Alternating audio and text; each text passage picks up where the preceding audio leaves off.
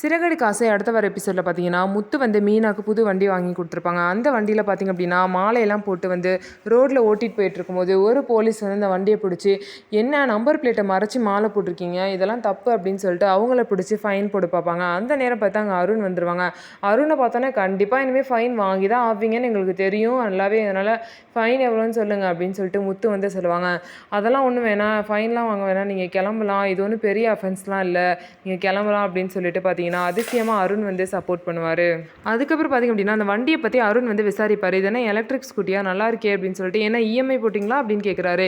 இல்லை மொத்த காசையும் கொடுத்து தான் வாங்கணும்னு சொல்லிட்டு மீனா சொல்கிறாங்க. ஆமாம் இஎம்ஐ போகணுன்னா பெரிய பிஸ்னஸ் மேனாக இருக்கணும், இல்லை ஒரு நல்ல வேலையில் இருக்கணும், டிரைவர்ஸ்லாம் நம்பி தருவாங்களான்னு தெரியலன்னு சொல்லிட்டு முத்துவை வந்து ஏளனமாக வந்து அருண் வந்து பேசுவார். அதுக்கு பதிலாக வந்து அவங்களுக்கு எதுவுமே பேசாமல் பார்த்திங்கன்னா அமைதியாகவே இருப்பாங்க. அதுக்கப்புறம் இந்த மாதிரி சீதாக்கும் ஒரு பைக் வாங்கணும், பார்க்குறேன் பைக் வாங்கினா வாங்குவேன், இல்லை இன்னும் கொஞ்சம் அதுவும் சிரமமாக இருந்தால் லோன் போட்டு கார் தான் வாங்கணும் அப்படின்னு சொல்லிட்டு ரொம்பவே சீன் போட்டு பேசுவார். முத்து பார்த்திங்க அப்படின்னா சொல்லிகிட்டே இருந்தால் பத்தாது, சீக்கிரம் வாங்க சொல்லுமீனா அப்படின்னு சொல்லிட்டு அங்கேருந்து அவங்க 2 பேரும் கிளம்பிடுவாங்க.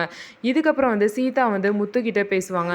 ஏமாம்மா ஏன் பொய் சொன்னீங்க, நீங்கள் தான் வந்து அம்மாவோட பூக்கடையும் கரும்பு கடையும் வர வச்சுருக்கீங்க, அப்படி இருக்கும்போது நீங்கள் எதுக்காக இந்த விஷயத்த மறைச்சிங்க, எல்லாத்தையும் எனக்கு கோகிலாக்கா சொல்லிட்டாங்க, நீங்கள் தான் வந்து கோவிலில் உள்ள அந்த ஆஃபீஸர்கிட்ட பேசி அவங்க ஆஃபீஸர் தப்பு பண்ணியிருக்காங்க அப்படின்னு சொல்லிட்டு கார்ப்பரேஷன் ஆஃபீஸர்கிட்ட ப்ரூவ் பண்ணி அதுக்கப்புறம் நீங்கள் வந்து கடையை வர வச்சுருக்கீங்க, இந்த உண்மையை நீங்கள் என்கிட்ட சொல்லியிருக்கலாம்ல, எதுக்காக மாமா இப்படி போய் சொன்னீங்க அப்படின்னு சொல்லிட்டு முத்துவை வந்து கேள்வி கேட்குறாங்க. ஸோ முத்து தான் வந்து கடையை திரும்ப வர வச்சாங்க அப்படிங்கிற விஷயம் எல்லாருக்குமே தெரிஞ்சிருச்சு.